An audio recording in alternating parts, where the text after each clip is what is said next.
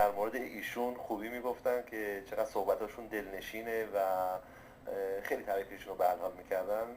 جای خوشحالی هست هم برای ما و هم برای شنوندگان عزیز که با دکتر کنگاوری همکاری داریم. دکتر جان ارتباطمون برقرار شد. وقت شما بخیر. شب شما هم بخیر شیوا جان عزیز. انشالله که حالتون خوب باشه و همچنین آقای امیرشای. بسیار خوشحالم که صدای ایشون رو بعد از مدت‌ها میشنوم. درود بر شما و تشکر از این همه تعریف و تمجید. باعث افتخار منه و با کمال میل همیشه در خدمتتون هستم. خواهش میکنم. باعث افتخار ما هستش که با شما همکاری میکنیم خانم کنگاوری. بله دکتر کنگاوری عزیز، شما بله موضوعی که امشب انتخاب کرده یکی از موضوعهایی هست بسیار مهم و که گریبانگیر بسیاری از ما انسان‌ها شده. اون هم حسادت هست که واقعا باعث زجر بسیاری از انسان‌ها میشه. بفرمایید دکتر کنگاوری، منتظر صحبت‌های شما درباره این موضوع هستیم. حتما شیوا جون، همطور که میگی نگو از حسودی که چقدر بده. حسودی زجرآورترین چیزه، اولی که برای خود انسان، بعد هم دیگران چقدر زجر میکشن. همین الان که من داشتم شما داشتین اعلام میکردین که صحبت راجع به حسودیت، یکی از شنونده های شما در فیسبوک نوشت حسود هرگز نیفتید. الان حتما داره گوش میده که من خوندم مسیجشو. اینو دکتر جان وقتی بچه بودیم خیلی میگفتیم. من یادم وقتی که بچه بودیم دوستا توی کوچه بازی میکردیم.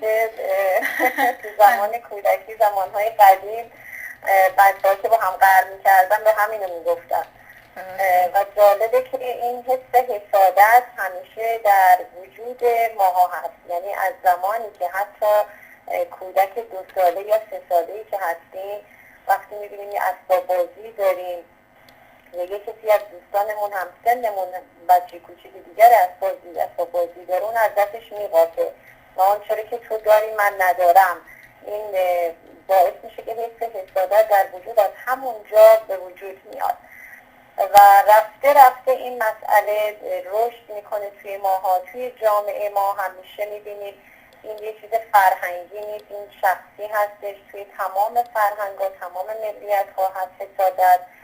اما یه خوبی بدی داره حسادت. اگر حسادت رو از راه خوبش بهش نگاه بکنیم، اگر ببینیم کسی موفقه، اگر ببینیم که بالاتر رفته، بهتره تو کارش، از لحاظ اخلاقی، از لحاظ اجتماعی، از لحاظ زندگی خوشبخت‌ترینه، اگر نگاه بکنیم به اون و ببینیم که اون به چه صورتی رفته بالا، اگر درس خوب ازش بگیریم و خودتون رو به پای اون برسونیم بدون اینکه ضرری بزنیم به طرف، بدون اینکه پشت سرش حرفی بزنیم، بدون اینکه به هم بزنیم زندگی دیگری رو، میتونید خودتون رو به اون مرحله هم برسونید. این یه پوینت مثبتش هستش.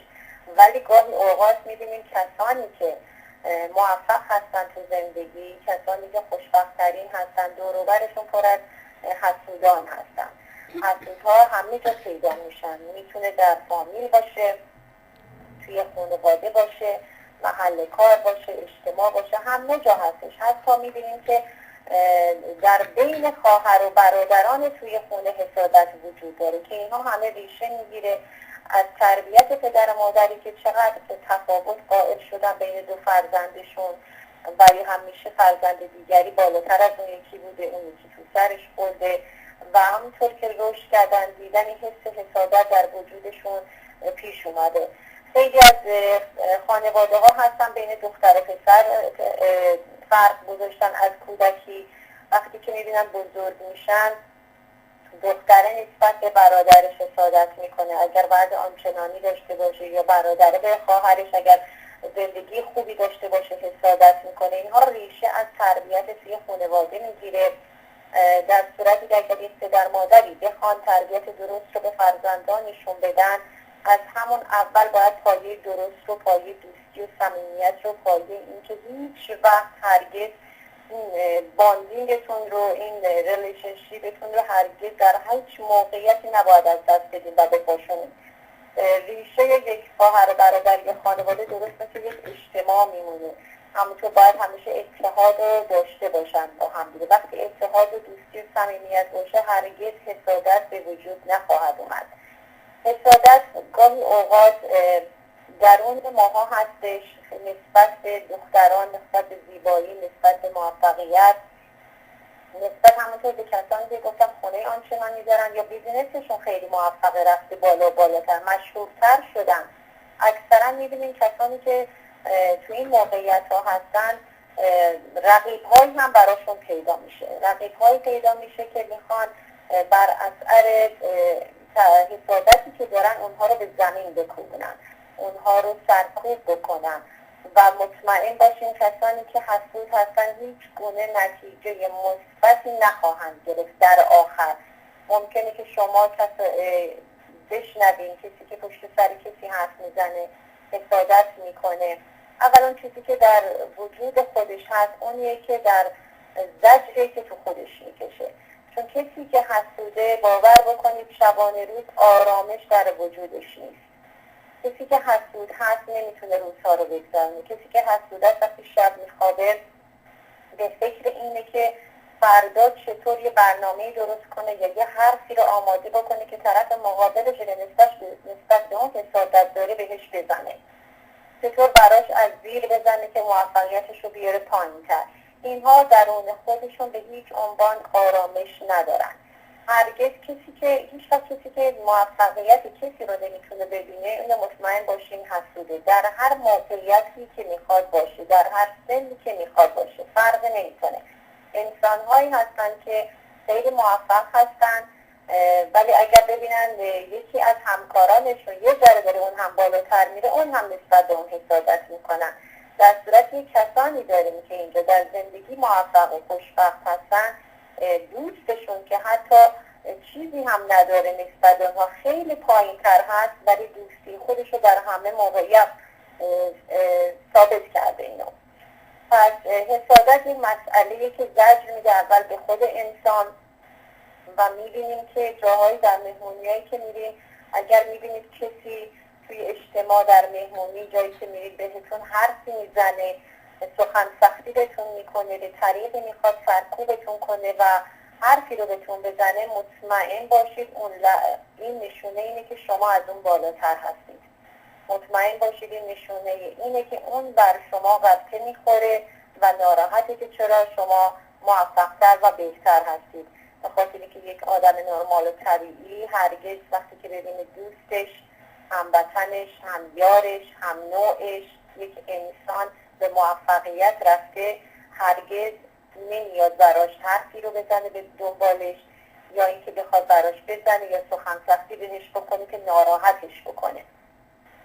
و اینجور افراد وقتی که یه حرفی رو میزنن به خودشون فکر میکنن آخه آروم شدم، پس بذار یه حرف رو بهش انداختم، حرف سخت بهش زدم، حالا با خیال راحت میتونم برم خونه، با خیال راحت میتونم بخوابم. این فکر میکنه شما رو ناراحت کرده با این حرفش، یه چیزی به شما گفته. ولی کسانی که فکر میکنید در وجودتون همچین چیزی ریشه گرفته، توی وجودتون هستش، این حس حسادت نسبت به پول، نسبت به مقام، نسبت به کار، نسبت به خوشبخت بودن زندگی، در هر جایی که هستی فرق نمیکنه. توی خانواده خودتون حتی بین دختر عمو، دختر خاله ها، بیزینس ها، هیچ فرقی نمیکنه. مطمئن باشید صدمه رو خودتون میخورید و همیشه اون کسی که شما نسبت بهش حسودی میکنه اون بیشتر بالا و بالاتر میره. اگر سوالی داری شیوا جون من جواب بدم. بله، میخواستم بپرسم کسانی که دچار واقعا این حس حسادت هستن، در هر کدوم از ما انسان‌ها این حس حسادت وجود داره، در بعضی کمتر و در بعضی خیلی بیشتر. و در اون اشخاصی که واقعا این حس حسادت داره قوقا میکنه، چطور میتونن دکتر کنگاوری با این موضوع کنار بیان، این حس حسادت رو در خودشون کمی خاموش بکنن، کمی این حس رو خنثی بکنن؟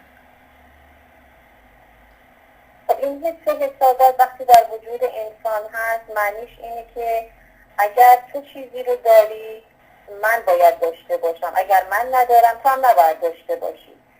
معنیش یعنی این. و کسانی که این رو در وجودشون میبینن این حس حسادت رو، اینا 100% ریشه عمیق داره، ریشه عمیقی در وجودشون هست. یک اینکه اعتماد به نفس به خودشون رو اصلا ندارن که بتونن فکر بکنن که به اون موفقیت بخوام برسن مثل اون طرفشون.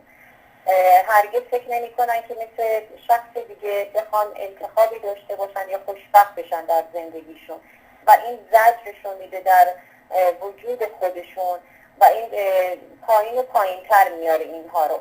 توی زندگی معمولا در زمان کودکی، جوانی یا نوجوانی هر سنی که بوده اون چیزی رو که میخواستن هرگز به دست نیاوردن.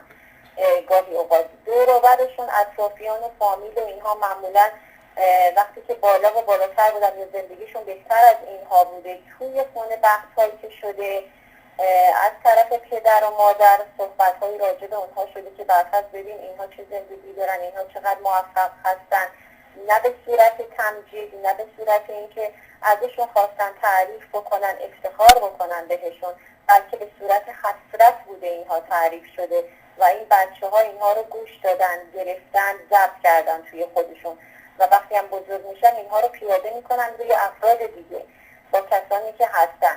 ولی اگر درست دو تا دوست با هم باشن، دو تا هم نوع و هم انسان با هم باشن، با تمام وجودتون اگر همدیگر رو یار همدیگر باشین، دوست باشین، همیشه با موفقیت دیگری باید خوشحال باشین.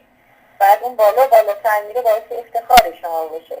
پس عذابی که اینها میکشن از همه بیشتره و شماهایی که این مسائل رو میبینید و گوش میدید به هیچ عنوان ناراحت نشین، چون شما چند قدم بالاتر از اونها هستین و برای درمان این مسئله 100% برای که اینا خودشون نمیتونن به تنهایی با این مشکلشون کنار بیان، باید بشینن با فکر بکنن اول که ببینن اشکالشون از چیه، چرا من قصه میخورم، چرا من باید حسودی بکنم به این.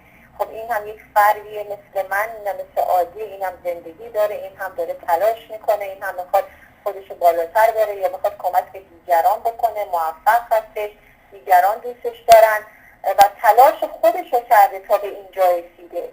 اینها رو باید بشینه توی ذهن خودش حلاجی بکنه و حتما میتونه یه فکری هم بکنه اگر که این موفق هست من میتونم برم یه آیدیایی از این بگیرم، ببینم چی شده که این به موفقیت رسیده، چی شده که این خوشبخت هست، چی شده که اینقدر این آرامش توی زندگیش داره، من هم برم یاد بگیرم ازش، شاید به من هم بتونه کمک بکنه. راه و قدم رو که اون طرفتون رفته جلو بریم پیدا بکنید و شما هم میتونید خیلی راحت خودتون رو به اون مرحله برسونید و برای درمان این 100% سعی بکنید حتما با یه مشاور صحبت بکنید که شما رو، ذهن منفی شما رو، معمولا کسانی که حسود هستن افکار منفی هم در ذهنشون همیشه میپیچه وجود داره. کسانی که حسود هستن یک مقدار عصبانیت در وجودشون هست. کسانی که عصبانیت هستن در حدی که خیلی حسود هستن، خیلی که بالا و بالاتر میره، شدت پیدا میکنه، حتی به مرز جنون میرسه که زندگی یک نفر رو از هم میپاشونن. اینها بعد یک نوع مریضی حساب میشه، یک نوع بیماری هستش که باید با یه مشاور صحبت بکنن ببینن اشکالشون در چی هستش. آیا در کودکی بوده ضربه خوردن، آیا اشکال خانوادگی دارن، اینها تو تفاوتی بینشون قائل شده، آیا تو سرشون خورده که تو نمیتونی هرگز به هیچ جا برسی، هیچ چی بشی، آیا وقتی میبینی که زمانی که توی بیزینسش هست میبینی بیزینسش پایین تر رفته اون موقع که حسادتش گل میکنه، یا اینکه میبینن کسان در ازدواج، به خصوص خیلی هستن در ازدواج دختر پسرها به هم حسادت میکنن، خیلی هستن دختر پسری که دارن بیرون میرن با هم دیگه، دختران دیگه میرن برای اونها میزنن، پشت سر اونها بدگویی میکنن. اینها هم داریم، خانواده هایی که میرن میزنن برای دختر و پسرها که چرا دختر این شوهر کرده، پسر این زن گرفت، یا دختر من همینطوری مونده. و این مسئله حسادت متاسفانه همیشه بوده، در جامعه هم بوده، در همه فرهنگ‌ها هستش، ولی در فرهنگ ایرانی بیشتر هست. بله، ولی به نظرم دکتر کنگاوری بودم اگر قبول داشته باشید یا نه، انسان‌هایی که حسود هستن بازیگرای بسیار خوبی هم هستن. یعنی خیلی سخته که تشخیص بدیم بازیگر هستن که به یک طریقی شاید بخوان توشون کلک پیش میاد، متوجه هست که یک طریقی با کلکی، با حرفی میخوان که راه خودشون رو برای خودشون باز کنن. معمولا هر چیزی که به نفع خودشون به فکرشون میرسه اون رو میرن جلو و به دیگران فکر نمی کنن.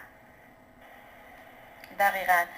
و تشخیص این نوع اشخاص بعضی موقع بسیار سخت هستش، چون که وقتی با شما میشینن و بلند میشن میتونن انقدر از شما تعریف و تمجید بکنن که شما خب میگین که بله چقدر طرف مقابل انسان بسیار خوبی هست و حس حسادتش اصلا وجود نداره، ولی بعد از چند وقت از دور و اطرافیان میتونه بشنوه که مثلا پشت سر رفته چقدر صحبت کرده.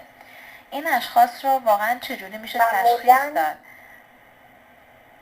معمولا شیوا جون انسان خودش طرف مقابلشه که حسود هست حس میکنه.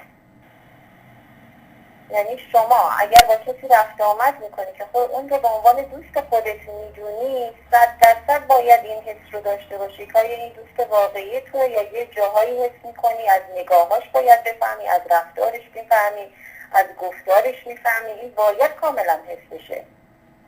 بله دقیقا. من اینو بارها هم گفتم که حسادت کسی که فکر میکنید واقعا بهتون حسوده، به هر حال چون اینا افرادی هستن که پشت سرتون بدگویی میکنن، کسانی که حسود هستن. شما به یه طریقی متوجه میشین که دوستتون یا دشمنتون کی هستش.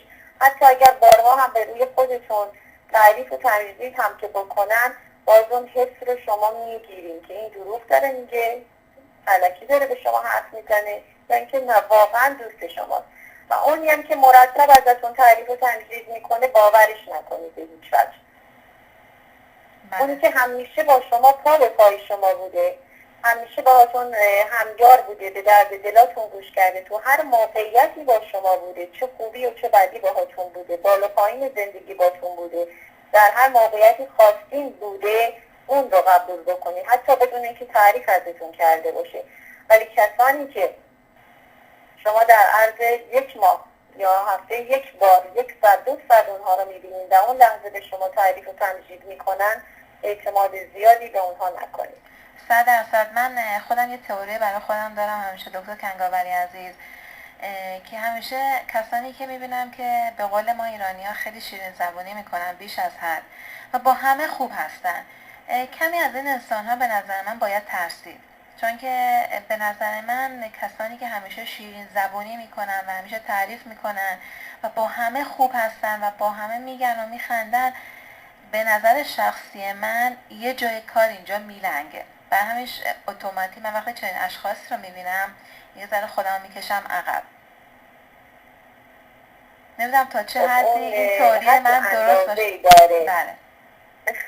نه خیلی ها میبینی، خیلی ها اصلا ذاتشونی هست که بگن و بخندن، شیرین زبونی بکنن. خیلی ها هم نباید به کسانی که در سکوت کامل هستن، گاهی اوقات آدمایی هم که ساکت هستن از زیر برات میزنن، حرف نمیزنن. این دو طرفش هم باید نگاه بکنید. این رو دست خود شماها هست که باید بفهمین. حس کردن، حس این خداوند یه حسایی در وجود ما گذاشته که تمام اینها رو متوجه میشیم. حتی از راه دور هم میتونی بفهمی که کی واقعا دوست داره، میخواد باهات باشه، کمکت هستش، همراهت هست، یا اینکه درست برعکس اینه، چه دور چه نزدیک فرق نمیکنه. هر کسی که با تو باشه، شبانه روز باشه یا در عرض روز میبینیش، دلیل بر این نمیشه که یک دوست واقعی باشه و یا حسادت نکنه. شیرین زبونی هم خیلی ها هستن که در مرامشون شیرین زبونی هست، اون رو نباید اشتباه هم گرفته به خاطر اینکه تقلب کاری دارن میکنن. اینا رو باید متوجه بشین. اگر جایی خودت روش کردی دیدی، بله 100% باید حد و مرز گذاشت، چون به افرادی که سکوت کامل هم میکنن، حرف نمیزنن، اونها رو هم نباید اطمینان کامل کنن. نباید سکوتشون رو بر حسب این بذاری که کاری به تو ندارن و یا نمیخوان دخالت بکنن یا حرفی نمیزنن، خودشون رو نمیخوان قاطی مسائل بکنن. و اونها هم چون ما داریم میبینیم از لحاظ روانشناسی اگر اینها رو بخوایم تجزیه و تحلیل بکنیم، این نوع دست افراد، اونهایی که ساکت‌تر هستن و حرف نمیزنن، خیلی مرموزترن با اونی که واضح‌تر بخواد حرفش رو بزنه به تو.